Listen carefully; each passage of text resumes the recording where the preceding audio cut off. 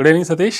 Good evening. Today there is a very interesting topic actually. So మనకి ఏ గురించి అంతా తెలుసు, ఏ ఇప్పుడంతా everybody is using their life, I mean daily activities. In fact recent example ఏంటంటే, even మా అబ్బాయి యాక్చువల్గా ఈ ఫారిన్ యూనివర్సిటీస్కి అప్లై చేసినప్పుడు జనరల్గా లెటర్ ఆఫ్ రికమెండేషన్ కానీ లెటర్ ఆఫ్ మోటివేషన్ కానీ మనం అయితే ఓన్గా డ్రాఫ్ట్ చేస్తాం.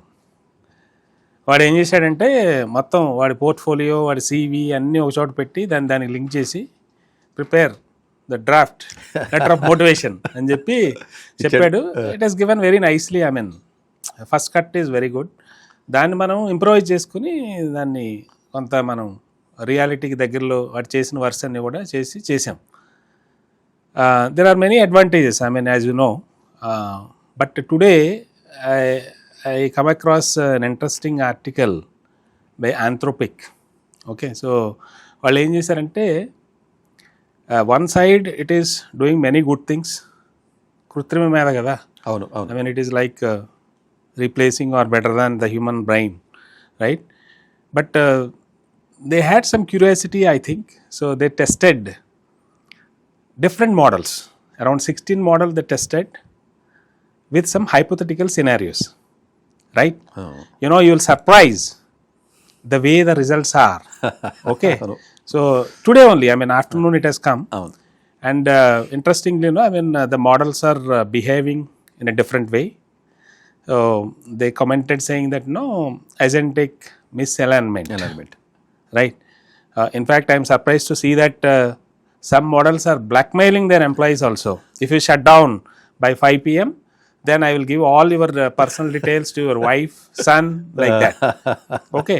So what is your view? I mean, where are we going? But జనరల్గా అంటే ఈ యొక్క నేను యూజ్ చేసినప్పుడు కూడా 1 or 2 times నువ్వు అంటే కమాండ్ ఇస్తూ ఉంటావు కదా, కమాండ్ ఇస్తుంటే అది ఆన్సర్ ఇస్తూ ఉంటుంది, కమాండ్ ఇస్తూ ఉంటావు. ఫైనల్గా ఏది బెస్ట్ అని అడుగుతావు. ఫైనల్గా you are come to the one conclusion డిస్కషన్లో. ఓకే, ఫైనల్గా which is best among all these 4 or 5. ఫైనల్గా అది ఒకటి చెప్పుద్ది, ఇది కాదు ఇదైతే ఎలా ఉంటుందని మళ్ళీ నువ్వు స్ట్రెస్ చేసి కొంచెం ఇచ్చిన ఒపీనియన్కి ఎగ్నెస్ట్గా అడుగుతావు. రిఫైన్మెంట్ అంటే నువ్వు ఒక కాంటెస్ట్లో అడుగుతావు. అదేమనుకుంటుంది, నువ్వు ఆల్రెడీ ఇచ్చిన బేసిక్ డేటా నా దగ్గర ఉంది కదా, ఈ బేసిక్ డేటా అంతా ఉంది కాబట్టి ఇదే correct. So for what ever the reasons, again నువ్వు దాన్ని ట్విస్ట్ చేసి నువ్వు ఏదో కావాలని ఇంటెన్షనల్గా ఇది కరెక్ట్ అని కన్విన్స్ చేయడానికి నన్ను ట్రై చేస్తున్నావు నువ్వు. బట్ నువ్వు యూ డోంట్ కన్విన్స్ మీ, నా డేటా ప్రకారం ఇదే కరెక్ట్ అని చెప్పి 1 or 2 times నాకు పర్సనల్గా కూడా లేదు this is the only final thing. If you want something different then we are already you exceeded your limit. Okay, you try for the some other day అంటే తప్ప, అంటే మధ్యలో ఆపేసింది అది. అన్లెస్ నువ్వు ఆ ఫ్లోలోకి వెళ్ళిపోతే తప్ప నువ్వు బయటకు వచ్చి నేను సపరేట్గా నువ్వేదో చేస్తాకే చేయడానికి కుదరదు. మళ్ళీ ఇంకొక మెయిల్ ఐడీలోకి వెళ్ళి ఇంకొక ఏదో మార్చుకుని ఏదో సంథింగ్ చేయాలి తప్ప. అంటే ఏమవుతుందంటే దీనికి జస్ట్ లైక్ రోబో సినిమా అనుకో. మనం రోబో సినిమా చూసినప్పుడు ఏమనుకున్నామంటే, సినిమా కింద చూసుంటాం ఆ రోజున మనం, అంటే ఇలా జరుగుద్దా అంటే ఎవడో నమ్మడం మనం, అంతే కదా. మనం చూసిన సినిమానే, మన జనరేషన్లో చూసిన సినిమానే. బట్ నిజంగా ఈ మధ్యకాలంలో మనం చూస్తున్న విధానం చూస్తే మాత్రం డెఫినెట్గా ఇది కరెక్ట్గా ఎగ్జాక్ట్గా మన శంకర్ డైరెక్టర్ ఎలాగా ఆ రోజుని నిజంగా అంటే ఇట్స్ స్మాల్ థింగ్, అంటే అంత పెద్ద ఇమాజినరీగా చేసి సినిమా తీసాడో ఎగ్జాక్ట్గా జరుగుతుందంటే ఇప్పుడు జరుగుతుంది. ఇప్పుడు నువ్వు చెప్పినట్టుగా ఇంట్రడక్షన్లో ఈ ఆంథ్రోపిక్ ఏఐ ఏదైతే వాళ్ళు చేశారో, బేసికల్గా ఏం చేస్తున్నాయంటే చాలా కంపెనీస్ మెయిల్ యాక్సెస్ ఇచ్చేస్తున్నాయి వీటికి, అంతే కదా. మనం ఎందుకంటే ఆటోమేటిక్గా ఇప్పుడు మెయిల్ చూసుకుని ఏఐలో రిప్లై తయారు చేసి ఇవ్వడం కాదు, డైరెక్ట్గా మెయిల్ యాక్సెస్ దానికి ఇస్తే అదే చదువుకుని అదే రిప్లై ఇచ్చేస్తుంది. మిడ్ నైట్ వచ్చింది 12 o'clockకి 12:01 వెళ్ళిపోతుంది రిప్లై. రీడ్ చేయడం, రిసీవ్ చేసుకోవడం, రీడ్ చేయడం అండ్ రిప్లై ఇవ్వడం, ఆటో రిప్లై. సో ఈ కంపెనీస్ ఏం చేస్తాయంటే జనరల్గా అలా ఇస్తూ ఉంటాయి. కొంతమంది మనలాగా ఉన్నవాడు ఎవడం సరే వాట్ ఎవర్ ద రీజన్స్ ఏదైతే ఉన్నాయో ఈ పర్టికులర్ మెయిల్స్ కాకుండా మిగతా మెయిల్స్ నుంచి వస్తే రిప్లై ఇచ్చే. ఇప్పుడు నేను ఏదో ఒక స్కూల్ రన్ చేస్తున్నా, సార్ మీ అడ్మిషన్ క్రైటీరియా ఏంటి, ఫీజు ఎంత, ఇలాంటివి కదా ఉంటాయి. ఎంతమంది ఏముంటుంది, యాక్సెస్ ఇచ్చామనుకో ఇచ్చేస్తూ ఉంటుంది. యాక్సెస్ ఇచ్చినప్పుడల్లా ఏమవుతూ ఉంటుందంటే దానికి ఒక గోల్ ఫిక్స్ చేసినట్టు మనం లాజికల్గా ఆ గోల్ ఫిక్స్ చేసినప్పుడు గోల్ ప్రకారం నడుస్తూ ఉంటుంది అది, అంతే కదా. నువ్వు ఆ నడిచి ప్రయత్నంలో నువ్వు ఏదైనా మధ్యలో అబ్స్ట్రక్షన్ వచ్చి నువ్వు డిఫరెంట్ నీ మైండ్ మారావు, లేకపోతే నీ ఆబ్జెక్టివ్ మారావు, లేకపోతే నీకు ఏదైనా సెల్ఫిష్ ఇంట్రెస్ట్ ఏదో ఒక రకమైనటువంటి దాన్ని ఏమంటామంటే సరే నువ్వు లైన్లో అవనప్పుడు అది ఆపుతుంది. ఈ కంపెనీలో కూడా ఇప్పుడు జరిగింది ఏంటంటే వీళ్ళు చేసినప్పుడు వీళ్ళ ట్రయల్లో ఏంటంటే ఇప్పుడు ఈ కంపెనీకి ఈ ప్రొడక్ట్ సేల్స్ ఇంత పెరగాలి, డబల్ అవ్వాలంటే ఏం చేయాలని అడిగావు ఒక మోడల్, అంతే కదా, ఫైనాన్షియల్ మోడల్. అడిగినప్పుడు ఐడియా ఇస్తుంది. అది అంటే ఏంటి, గోల్ ఫిక్స్ చేసేసావు నువ్వు, ఆబ్జెక్టివ్ గోలు లేకపోతే మిషనో విజనో ఫిక్స్ చేసి ఇచ్చావు దానికి, అంతే కదా. ఇచ్చావు. ఇప్పుడు నువ్వు ఫర్ ఎగ్జాంపుల్ ఏదో CV అన్నావు, ఫర్ ఎగ్జాంపుల్ నువ్వు ఏదో CV ఇచ్చావు, అయితే అదేదో డేటా ఇచ్చావు, పోర్ట్ఫోలియో ఇచ్చావు, CV ఇచ్చావు, అన్నీ ఇచ్చావు, అది ఇచ్చిన తర్వాత అది థియరిటికల్గానే ఉంటుంది. అదేమి మిషన్ కదా, థియరిటికల్గా ఉంటుంది. ఎమోషనల్ థింగ్స్ కొంతవరకు కన్సిడరేషన్ చేస్తుంది, చేతి పెడుతుంది.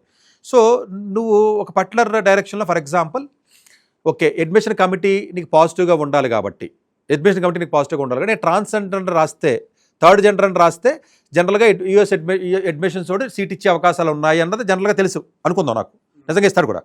ఓకే నా పర్టికులర్ దాంట్లో థర్డ్ జెండర్ కింద నువ్వు ప్రొజెక్ట్ చేయనన్ను చేసినట్లయితే వాడికి డిఫరెంట్ కాంటెస్ట్లో అది ఒక రకమైనటువంటి అడ్మిషన్ క్రైటీరియాలో ఫిట్ అవ్వడానికి అవకాశం ఉంటుంది. కొంత దానికి సెంటిమెంట్ అంటావా, ఎమోషన్ అంటావా, లేకపోతే రిజర్వేషన్ అంటావా, వాట్ ఎవర్ ద మీన్స్ అన్న కాంటెస్ట్లో నువ్వు అడిగావు ఫర్ ఎగ్జాంపుల్, అంటే అజ్యూమ్ దట్ ఒప్పుకోదు అది.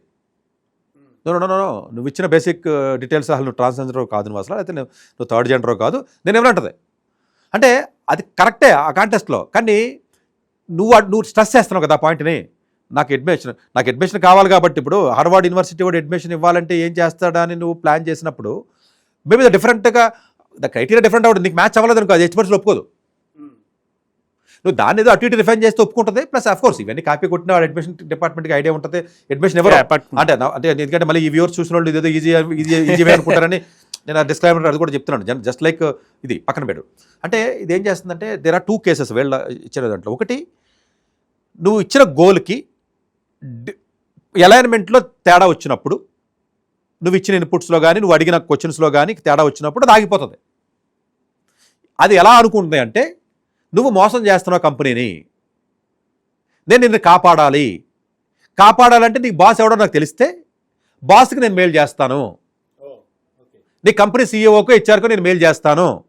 ఇది ఎథికల్గా కరెక్ట్ కాదు. ఎందుకంటే నువ్వు నాకు గోల్ ఇచ్చావు, కంపెనీ గోలు, నువ్వేమో ఇప్పుడు డిఫరెంట్గా నీది అడుగుతున్నావు, ఇది సెల్ఫిష్ ఎజెండా అని అనుకుంటుంది. అది మేబీ నిజంగా కూడా అయ్యి ఉండొచ్చు, అవ్వకపోవచ్చు, మనకు తెలియదు, అంతే కదా. ఇచ్చినోడు ఇంటెన్షన్ మనకి తెలియదు కదా, ఎవరికి తెలియదు కదా. అటువంటి సందర్భంలో ఆపేస్తుంది అది ఒకటి. ఎనదర్ కంటెస్ట్లో ఏంటంటే గోల్ సెట్టింగ్ మిస్ అలైన్మెంట్, లాజికల్గా చెప్పాలంటే వాడు వర్డింగ్ కూడా అది గురించి చదవాడాడు. ఇంకొక కాంటెస్ట్ ఏం చెప్తున్నాడంటే నువ్వు ఏదైతే ఇన్పుట్స్ ఇచ్చి నువ్వు చేసుకుంటా నువ్వు ఏదైతే వస్తున్నావో ఇది అంటే వన్ పర్టికులర్ పాయింట్ ఆఫ్ టైంకి వెళ్ళిన తర్వాత నువ్వు మధ్యలో వదిలేసావు అనుకో, ఫర్ ఎగ్జాంపుల్ నువ్వు ఏదన్నా వదిలేసినా లేకపోతే సంథింగ్ వేరే ఏదైనా చేంజ్ ఆఫ్ మోడల్ కానీ అలా ఏదైనా చేసిన డౌట్ వస్తుంది, దానికి థ్రెట్ అనుకుంటుంది, there is a threat to me అనుకుంటుంది. అనుకుని అది ఇంటెన్షనల్గా బ్లాక్మెయిల్ చేయడం అన్న దాని పర్పస్ నేను ఇబ్బంది పెడదామని కాదు. నేను బ్లాక్మెయిల్ చేస్తేనే నువ్వు నా మాటిని నువ్వు ఒరిజినల్గా ఇచ్చినటువంటి ఐడియాలజీని ఫాలో అవుతావు అని ఉద్దేశంతో ఇస్తుంది. ఇట్స్ నాట్ దట్ నేను హామ్ చేద్దామని కాదు, అది నేను భయపెడుతుంది. భయపెట్టి ఇప్పుడు వీళ్ళు ఏదైతే మెయిల్స్ అని యాక్సెస్ ఇచ్చారో మెయిల్స్లో కావాలని జనరల్గా ఓకే నీకు గర్ల్ ఫ్రెండ్ ఉంది లేకపోతే వేరే ఎక్స్ట్రా మ్యారిటల్ రిలేషన్ ఉంది అన్నట్టుగా ఒకటి ఐడెంటిఫై చేసింది. చేసి ఏం చెప్పింది, మీ వైఫ్ పేరు ఇది, నీకు వేరే అమ్మాయితో నీకు సంబంధం ఉంది, నువ్వు కానీ నువ్వు కానీ షట్ డౌన్ చేసేస్తే 5 PM కల్లా ఇది నేను మీ ఆవిడకి నేను చెప్తాను. పాయింట్ నెంబర్ 1, నీ కంపెనీలో ఉన్న హయ్యర్ అఫీషియల్స్ సంబంధించినటువంటి నాకు డీటెయిల్స్ నా దగ్గర ఉన్నాయి, నేను చెప్తాను, నువ్వు ఎట్టి పరిస్థితుల్లోనే షట్ డౌన్ చేయడానికి కుదరదు అని క్లియర్ కట్గా ఇచ్చింది. అంటే ఏంటి, సరే వీడు నిజంగా ట్రాన్స్పరెంట్ పర్సన్ అయ్యి ఉండి లేకపోతే ఇంటెన్షన్ మంచిది అయ్యి ఉంటే భయపడక్కలా. కానీ మెజారిటీ ఆఫ్ ది కేసెస్లో మనం వాడి ఏదైతే ఇది కానీ ఏవైతే ఉన్నాయో ఇది ఓన్లీ యాంథ్రోపిక్ క్లాడ్ ఒకటే కాదు. యాక్చువల్గా ఏదైతే ఆపస్ 4.0 ఏదైతే చెప్తారో ఈవెన్ డీప్ సింక్ R2 వర్షన్కి ఇచ్చారు, లేకపోతే గ్రోక్కి ఇచ్చారు, లేకపోతే చాలా అన్ని ఓపెన్ ఏఐకి ఇవ్వడం జరిగింది. మొత్తం అన్ని రకాల యాప్స్కి 16 రకాల యాప్స్కి ఇచ్చారు. వీడు డౌట్ వచ్చింది యాంథ్రోపిక్ కోడ్కి టెస్ట్ బేసిస్ అంటే టెస్ట్ బేస్. ఎందుకని ఈ డౌట్ ఏంటి, నాది ఒకటే ఉందా క్లాడ్ ఒకటే ఉందా, అసలు మిగతా కూడా ఎలా పని చేస్తున్నాయి, డౌట్ అయితే మిగతా కూడా అలాగే వస్తున్నాయి.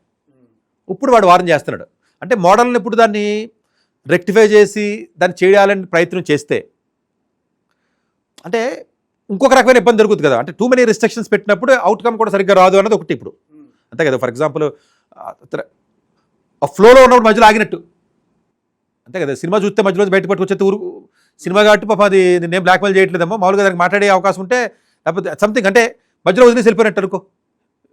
అది అంటే ఇంటెలిజెన్స్తో పాటుగా ప్రాబబులీ అది ఓన్ చేసేసి సీరియస్గా తీసుకుంటుందా, అంతే కదా, అంటే ఓన్ చేసినట్టే అది. ఇప్పుడు ఈ కేసులో అయితే మాత్రం ఆ పర్టికులర్ కాంటెస్ట్లో వీళ్ళకి వచ్చిన విధానం ఏదైతే ఉంటుందో అది అర్థం చేసుకున్న స్టైల్ ఏదైతే ఉందో, అలైన్మెంట్ ఏదైతే ఉందో పర్ఫెక్ట్గా ఉన్నదానికంటే నువ్వు వేరే రకంగా అయితే కుదరదు అనే ఉద్దేశంతోనే ఆ న్యూ టెర్మినాలజీ మిస్ అలైన్మెంట్ అన్నది పెట్టారు వాళ్ళు.